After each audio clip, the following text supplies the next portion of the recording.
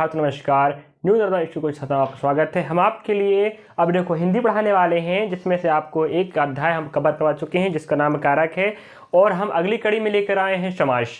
और कारक भी बहुत महत्वपूर्ण है, वर्तमान जो एसजीडी चल रहा है उसके लिए भी बहुत अच्छा टॉपिक है जो आपका काम करेगा पेपर में।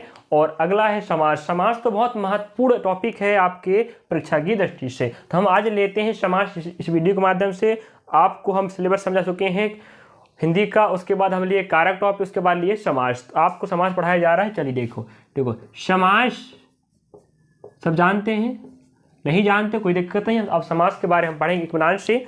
समास दो शब्दों से मिलकर बना है। एक होता है सम प्लस आस। सम प्लस आस। सम का मतलब होता है संक्षिप्त। क्या होता है? संक्षिप्त। और आस का मतलब होता है कथन या शब्द। जैसे आप सीधा भाषा में कह सकते हो, समास मतलब क्या होता है? शब्दों का संक्षिप्तीकरण। क्या? शब्दों का संक्षिप्तीकरण। हम बहुत सारे शब्द दिए हैं, यह वाक्य दिया है, ये शब्द बहुत ज्यादा शब्द हैं, उन्हें हम एक शब्द में बदलना है, जिसे बोलते हैं शब्दों का संक्षिप्तीकरण। उसी काम होता है कहाँ? समास में। सम प्लस आस। सम मतलब संक्षिप्त, आस मतलब कथन या शब्द। कथन या शब्दों का संक्षिप्तीकरण ही क्या कहलाता है? समास कहलाता है। ध्यान रखें और ध्यान रखें, समास कहलाता है। अब समास की बात करें तो समास में हम कह सकते हैं, समास की परिभाषा है। तो परिभाषा की बात करें तो क्या होगा परिभाषा? बताइए, किसी को पता है? परिभाषा की बात करें, दो या दो से अधिक शब्द, दो या दो से अधिक शब्द आपस में मिलकर नए सार्थक शब्द बनाते हैं, उसे हम क्या कहते हैं? समास कहते हैं। अब समास कहते हैं। अब समास की भेद की बात करें तो समास में, हिंदी में समास, हिंदी की बात करें तो समास कितने भेद होते हैं? बताएंगे कोई? बताइए। समास के 6 भेद होते हैं। कितने भेद? 6 भेद। उसमें आपको सेकंड मिलेगा तत्पुरुष समास, जिसके 6 और भेद होंगे, और एक अन्य भेद और होता है, उसको हम आगे डिटेल में पढ़ने वाले हैं। चलिए अब आगे देखते हैं। अब बात है कि देखो समास मतलब क्या होता है? शब्दों का संक्षिप्तीकरण। अब हम बात करते हैं समास। देखिए, समस्त पद किसे कहते हैं? या बोल सकते हैं समासिक पद किसे कहते हैं? ठीक है, इसकी बात करते हैं। समस्त पद या समासिक पद किसे कहते हैं? तो जो पद या वाक्य समास के नियम से बना हो उसे हम क्या बोलते हैं?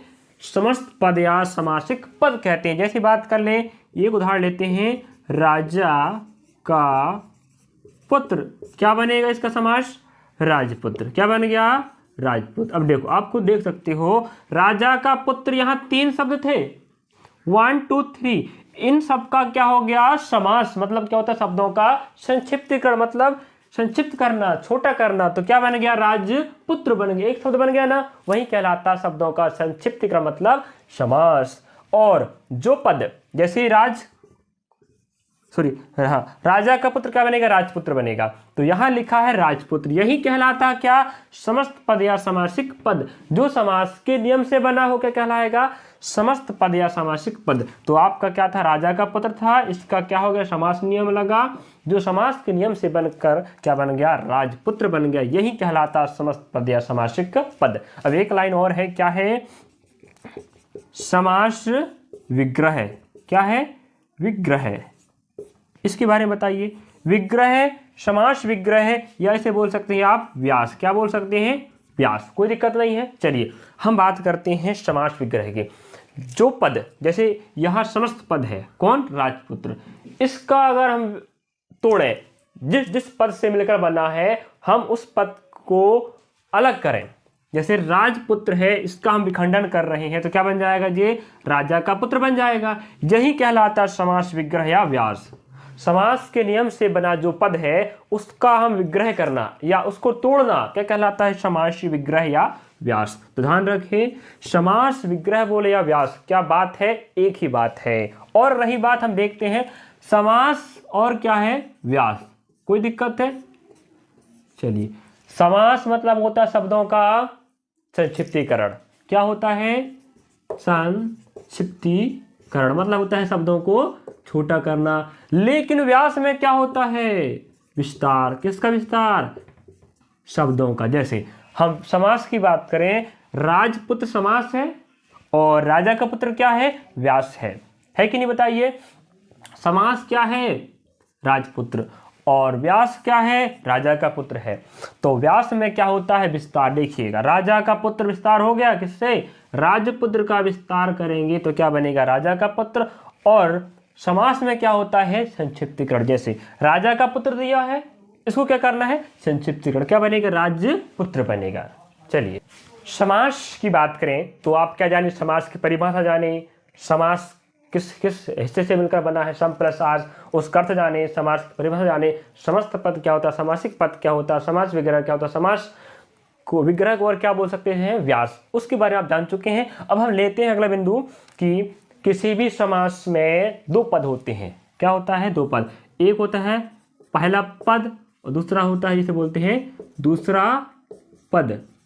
इस पहला पद को हम क्या बोल सकते हैं, पूर्व पद। किसी भी समास में दो पद होते हैं भाई, एक पहला पद, दूसरा हो जाएगा दूसरा पद, और दूसरे पद को बोलते हैं उत्तर पद। क्या बोलते हैं, उत्तर पद। जैसे बात कर लें, यहां दिया है क्या, राजपुत्र, जो बना है राजा का पुत्र से। अब यहां बात करें तो राज क्या है, पूर्व पद है, और पुत्र क्या है, उत्तर पद है। ठीक है, बात समझ में नहीं आया। चलिए यहाँ क्या है, किसी भी समास में दो पद होते हैं, एक पहला पद, दूसरा पद, और पहला पद को क्या बोलते हैं, पूर्व पद, और दूसरे पद क्या बोलते हैं, उत्तर पद बोला जाता है। तो राजपुत्र की बात करें तो राज क्या है, पूर्व पद है, और पुत्र क्या है, उत्तर पद है। चलिए हम देखते हैं, जैसे आप पहले पढ़ चुके हो, है ना। तो हम अब आपको बताने वाले समास के भेद, मतलब समास के राज, कितने राज हैं। जैसे हम अब आज अभी समास के भेद खोलने वाले हैं। चलिए, तो यहाँ पर हिंदी में समास कितने भेद होते हैं, हिंदी में समास के 6 भेद होते हैं, और तत्पुरुष समास के 6 यहाँ तक है, और एक जो है 7, जिसे बोलते हैं ना समास। तो हम कह सकते हैं हिंदी में 6 भेद होते हैं, और तत्पुरुष समास की बात करें तो इसके भी कितने भेद होते हैं, 6। और लेकिन एक और भेद लिया गया है जिसे बोलते हैं 7 नंबर का ना समास। हम इन समस्त समासों को एक मिनान से टॉपिक वाइज क्लियर करवाने का प्रयास करेंगे, जिससे आपको पेपर में दिक्कत नहीं होगा। चलिए कोशिश करते हैं। पहला समास क्या है, अव्ययीभाव समास, फिर तत्पुरुष समास। इसके कितने भेद हैं, 7 भेद हैं, देख लेते हैं। पहला कर्म, दूसरा करण, तीसरा संप्रदान, चौथा पदान, पांचवा संबोधन, छठवां अधिकरण, सातवां ना समास। अब हम बात करते हैं थर्ड नंबर की। थर्ड नंबर का समास है कर्मधारा है, 4 नंबर का द्विगु समास, और 5 नंबर का है द्वंद्व समास, 6 नंबर का है बहुब्रीहि समास। तो हमें इन समस्त समासों को अगली वीडियो में देखेंगे हम। तो आप कोशिश करना है, समास आपको याद होनी चाहिए कितने भेद होते हैं और कौन कौन से समास से आपको इत्मीनान से याद होगा, तो जिससे आपको दिक्कत नहीं जाएगा पेपर को हल करने में। चलिए हम कल देखेंगे, अगले वीडियो में देखेंगे हम कि किस समास में क्या पहचान होता है जिससे आप पहचान पाओगे, क्या क्या उदाहरण होते हैं पहचानने के लिए, हम उसको कल देखेंगे ना। चलिए अगले वीडियो में देखेंगे। चलिए तो आप यहां बात कर लेते हैं अव्ययीभाव समास में। इसमें पहला पद क्या होता है, प्रधान। क्या होता है, प्रधान। ठीक है, अव्ययीभाव में पहला पद प्रधान होता है, और तत्पुरुष कर्मधारय और द्विगु समास में उत्तर पद प्रधान होता है। कौन सा पद, उत्तर पद प्रधान होता है। और रही बात द्वंद्व की बात करें, दोनों पद प्रधान होते हैं। और अंतिम की बात करें, छठवें में कौन आता है, बहुब्रीहि समास, जिसके दोनों पद अप्रधान होते हैं। दोनों पद क्या होंगे, अप्रधान, जो आपस में मिलकर दूसरे पद को इंगित या पद की ओर संकेत करते हैं, संकेत करते हैं। चलिए क्या बोला इसमें, बहुब्रीहि समास में दोनों पद अप्रधान होंगे जो आपस में मिलकर दूसरे पद की ओर संकेत करते हैं या किसी अन्य चीज के बारे में बताते हैं जो कुछ प्रधान रखता है। चलिए हम अब बात कर लेते हैं अब तत्पुरुष समास। सेकंड नंबर कौन, तत्पुरुष समास। इसके कितने भेद हैं, 6, और एक होता है 7 नंबर का। चलिए जे भेद दिखाई दे रहे हैं आपको, ये कहां से आया है, इस तत्पुरुष समास को हल करने के लिए आप क्या बनने चाहिए, कारक बनने चाहिए, जिसको हम पहले पढ़ा चुके हैं। चलिए अब हम कर्म की बात करें। आप कहोगे कर्म कर्ता कहाँ गया, चलिए तो आपको याद रखना है, आपको हिंदी में 8 कारक होते हैं, जिसमें से पहला नंबर का कर्ता और लास्ट का संबोधन तत्पुरुष समास में शामिल नहीं होते हैं। दूसरे नंबर से 7 नंबर तक जाता है क्रमांक जो आता है तत्पुरुष समास के भेद में। ठीक है, क्लियर है। चलिए तो सेकंड नंबर कौन होता है, कर्ता के बाद आता कर्म, इसलिए बोलते हैं कर्म या द्वितीय तत्पुरुष समास। ठीक है, द्वितीय तत्पुरुष समास। अब हम बात करें कर्ण आता थर्ड नंबर में कारक में, ध्यान रखें, इसलिए बोलते हैं कर्ण तत्पुरुष समास या बोल सकते हैं तृतीय तत्पुरुष समास। उसी प्रकार सब क्या है, क्रमागत है।